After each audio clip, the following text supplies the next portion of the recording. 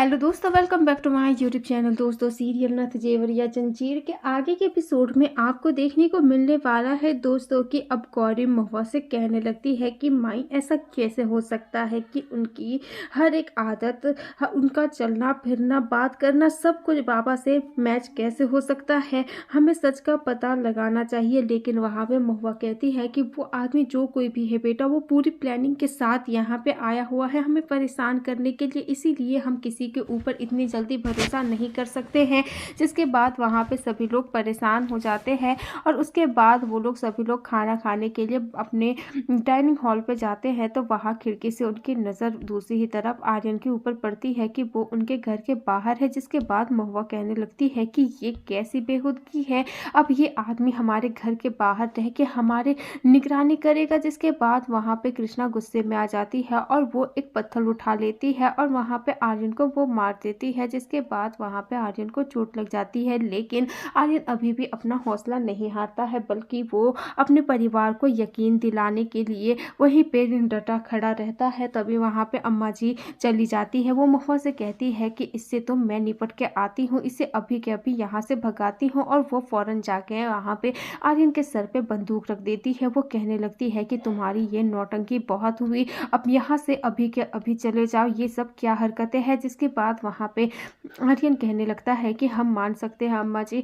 हम आपके बेटा हैं, लेकिन आप पहचान नहीं रही है, हम भी खुद को नहीं पहचान पाए। लेकिन सच यही है, अगर आपको यकीन नहीं हो रहा है तो मेरे पास सबूत भी है, आप उसे देख लीजिए। और उसके बाद वहाँ पे वो बहुत ही सुलझी हुई बातें करता है, जिसमें अम्मा जी को सोचने पे मजबूर कर देता है। वो जाके सारे ही डॉक्यूमेंट्स लेके आता है, अपनी सर्जरी की अपने सारे रिकॉर्ड्स लेके आता है। वो अम्मा जी को कहता है कि ये रहे सारे रिकॉर्ड्स, आप एक बार इसे देख लीजिए। ऐसे आपको यकीन नहीं होगा, लेकिन मुझे पूरा यकीन है कि इन सब को देखने के बाद आपको यकीन हो जाएगा। जिसके बाद वहाँ पे अम्मा जी वहाँ से वापस आती है घर और वहाँ पे वो सोचने पे मजबूर हो जाती है कि ये इसकी सारी ही बातें, एक एक चीज़, सब कुछ आर्यन से मिलजुल रही है, सारी ही चीज़ें आर्यन की ही जैसी है। कहीं हम उसे सच में पहचानने में गलती तो नहीं कर रहे हैं, क्या सच में वो हमारा आर्यन ही है। तभी वहाँ पे महुआ आती है। महुआ कहती है कि आप जो कुछ भी सोच रही है वो गलत है, ये हमारा कोतवाल हो ही नहीं सकता है। तभी वहाँ पे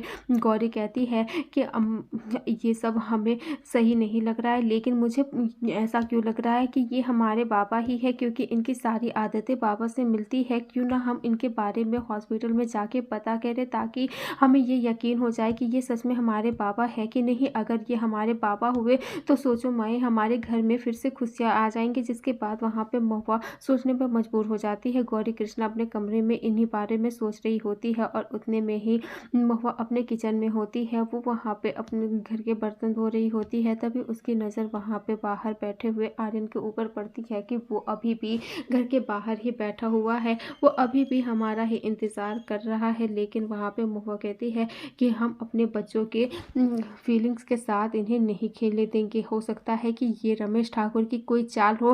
और इधर गौरी और कृष्णा दोनों ही खिड़की से बाहर देख रहे होते हैं, जहाँ पे आर्यन अभी भी वहीं पे बैठा हुआ होता है। और वहाँ पे कृष्णा कहती है कि अब मुझे सच का पता लगाना ही पड़ेगा, अगर ये सच में हमारे बाबा है तो इन्हें सब कुछ याद होगा।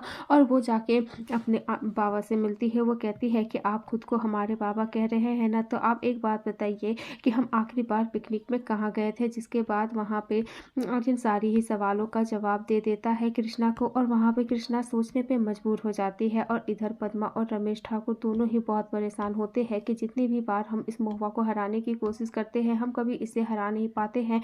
और अब तो वो आर्यन भी वापस आ गया है, वो सच में आर्यन ही है या फिर कोई और है, इस बात का हमें पता लगाना होगा। जिसके बाद इधर महुआ अपने बच्चों को अपने गोद में कमरे में सुला रही होती है। और वहाँ पे वो सोच रही होती है कि आखिरकार फिर से महादेव ने हमें ये कौन सी मुसीबत में ले आया है। अगर मेरे बच्चों के मन में ये जरा सी भी भावना जागे कि वो उसके पिता है, तो कहीं बाद में जाके उन्हें ठेस ना पहुँचे, कहीं ये रमेश ठाकुर की कोई चाल ना हो। जिसके बाद इधर अभी भी आर्यन बाहर में ही इंतज़ार कर रहा होता है।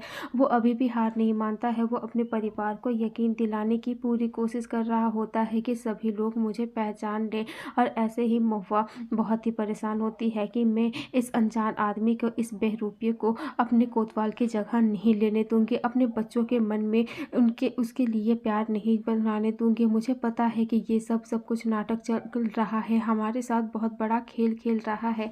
और वैसे ही सुबह हो जाती है और उसके बाद महुआ बाहर पर्दा हटा के देखती है तो अभी भी आर्यन वहीं पे होता है। वो वहाँ पे एक्सरसाइज कर रहा होता है, जिसे देखने के बाद महुआ को फिर से आर्यन की याद आने लगती है कि ये तो बिल्कुल कोतवाल की तरह ही सारी ही चीज़ें कर रहा है। कोतवाल भी ऐसे ही एक्सरसाइज किया करता था, कहीं ये सच में मेरा कोतवाल ही तो नहीं है। लेकिन महुआ खुद को संभालती है, समझाती है कि ऐसा हो ही नहीं सकता है, इतने घातक बम ब्लास्ट में कोई जिंदा नहीं रह सकता है, हम फालतू की उम्मीद मन में नहीं जगा सकते हैं। और उसके बाद महुआ ये पता करने के लिए कि ये सच में उसके कोतवाल है कि नहीं, वो चाय लेके जाती है और उसके बाद वो उसे चाय देती है। और उसके बाद वहाँ पे कोतवाल महुआ को गुड मॉर्निंग भी कहता है और उसके बाद महुआ वहाँ पे उसे समझाने की कोशिश करने लगती है कि देखो तुम जो कोई भी हो, प्लीज़ यहाँ से चले जाओ, हमारे बच्चों के मन में ये झूठी भावना मत जगाओ, हमारे बच्चों को हमने बहुत ही मुश्किलों से संभाला है, अगर फिर से उन्होंने तुम्हें अपने बाबा मानने लगे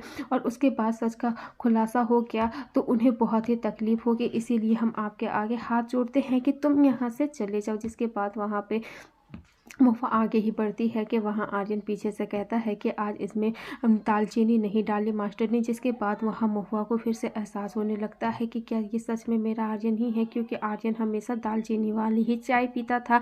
जिसके बाद वहाँ पे ये सब सुनने के बाद महुआ खुद को संभालती है और वहाँ से अंदर आती है और उसके बाद वो अपने बच्चों को तैयार करती है स्कूल के लिए। वो गौरी और कृष्णा दोनों को ही फिर से स्कूल भेज रही होती है, उन दोनों को तैयार करती है और उसके बाद वो उसे अपने साथ स्कूल के लिए ले जाने लगती है। और वहाँ वो रास्ते में उन्हें समझा रही होती है कि उन्हें अच्छे से पढ़ाई करनी है, पढ़ाई में अपना पूरा मन लगाना है। और उतने में ही वहाँ पे फिर से आर्यन आ जाता है और वो अपने बच्चों के पास बैठ जाता है और गौरी और कृष्णा दोनों के लिए वो चॉकलेट लेकर आता है। लेकिन वहाँ पे महुआ गौरी और कृष्णा को इशारा कर देती है कि वो उससे चॉकलेट ना ले। तभी वहाँ पे आर्यन कहता है कि चलो आज तुम हमें से चॉकलेट नहीं ले रही हो, लेकिन बहुत जल्द जब तुम लोगों को यकीन हो जाएगा तो तुम लोग ये चॉकलेट जरूर लोगे। और उसके बाद वो गौरी और कृष्णा के पढ़ाई के बारे में लेके बात करता है। तभी वहाँ पे कृष्णा और गौरी सोचने पे मजबूर हो जाते हैं कि आखिरकार ये सब हो क्या रहा है, अगर ये हमारे बाबा नहीं है तो इन्हें इतनी सारी चीज़ें कैसे पता है। जिसके बाद महुआ कहती है कि ये पूरी प्लानिंग के साथ आया है, इसीलिए इसके बातों पर ध्यान मत दो। जिसके बाद वहाँ पे आर्यन अपने बच्चों के स्कूल छोड़ता है और वो वहाँ पे बाय कहता है और उसके बाद वो वहाँ से आ जाता है। और इधर महुआ बच्चों को स्कूल छोड़ने के बाद वो सब्जियां लेने के लिए जाती है, लेकिन वहाँ पर भी आर्यन उसका पीछा नहीं छोड़ता है, वो महुआ के पीछे पीछे ही घूम रहा होता है। जिधर महुआ जा रही होती है आर्यन भी उधर उधर ही जा रहा होता है। और इधर रमेश ठाकुर और पद्मा दोनों ही महुआ के ऊपर नज़र रख रहे होते हैं और आर्यन के ऊपर कि अगर ये आर्यन नहीं है तो कौन है, हमें इसका पता लगाना है। और वो वहाँ पे आर्यन महुआ के लिए एक्सीडेंट करवाने की कोशिश करते हुए महुआ की जान खतरे में डालते हैं कि अगर ये आर्यन है तो ये महुआ के लिए अपनी जान जोखिम में जरूर डालेगा। जिसके बाद एक तरफ से इधर एक बाइक वाला आ रहा होता है और महुआ की जान खतरे में होती है। तभी वहाँ पे आर्यन आगे आता है, वो महुआ को धक्का दे देता है और उसे चोट लग जाती है, उसके हाथ में चोट लग जाती है। तभी महुआ भागते हुए आर्यन के पास आती है, वो उसे उठाती है, वो कहती है तुम ठीक हो ना, तुम्हें चोट तो नहीं लगी। तभी वहाँ पे आर्यन कहता है कि नहीं मुझे चोट नहीं लगी है। तभी महुआ आर्यन के हाथ में देखती है कि इसके हाथ से तो बहुत ही ज़्यादा खून निकल रहा है और महुआ उसे अपने साथ चलने के लिए कहती है। तभी इधर दूसरी ही तरफ पद्मा और रमेश ठाकुर दोनों ही कहने लगते हैं। पद्मा रमेश ठाकुर को कहती है कि ये आर्यन ही है, इसीलिए इसने अपनी जान को जोखिम में डाला। और इधर महुआ उसे लेके घर आने लगती है और इधर उससे पहले ही महुआ और कृष्णा दोनों ही जाके हॉस्पिटल में इस सच का पता लगाते हैं कि यहाँ पे कोई एक महीने पहले माइंड केस वाला बम आया था क्या। जिसके बाद वहाँ पे डॉक्टर बताता है कि हाँ हम 2 सर्जरी करने में इतने एक्सपर्ट हैं, अभी तक मैंने 40 सर्जरी की है और उसमें से तो एक का पूरा चेहरा खराब हो गया था, लेकिन मैंने उसे ऐसा बना दिया कि वह अभी उसे कोई कह नहीं सकता है कि उसकी प्लास्टिक सर्जरी हुई है। और वहाँ पे वो तस्वीर दिखाता है, वो पहले की तस्वीर दिखाता है कि उस बम ब्लास्ट में इनका चेहरा पूरी तरीके से बिगड़ चुका था और मैंने इन्हें ये नया चेहरा दिया है। जिसे देखने के बाद महुआ बहुत ही हैरान हो जाती है और वो सोचती है कि नहीं, इतनी जल्दी हमें विश्वास नहीं करना चाहिए, अगर ऐसा है तो हमें सच का पता अभी भी लगाना चाहिए, कहीं ये सच में मेरा कोतवाल ही तो नहीं है या फिर कोई बहुत बड़ा खेल खेल रहा है है हमारे साथ, हमारे भावनाओं के साथ। और महुआ अभी भी कोतवाल को लेके अपने घर आ रही होती है और वहाँ पे आर्यन बहुत खुश होता है कि उसकी महुआ ने उसे एक मौका तो दिया और महुआ उसे घर ले आके और उसके बाद उसके हाथ मुंह में पट्टी करती है और उसे घर से जाने के लिए कहती है। तो ये देखना काफ़ी इंटरेस्टिंग होगा, क्या सच में ये आर्यन ही है।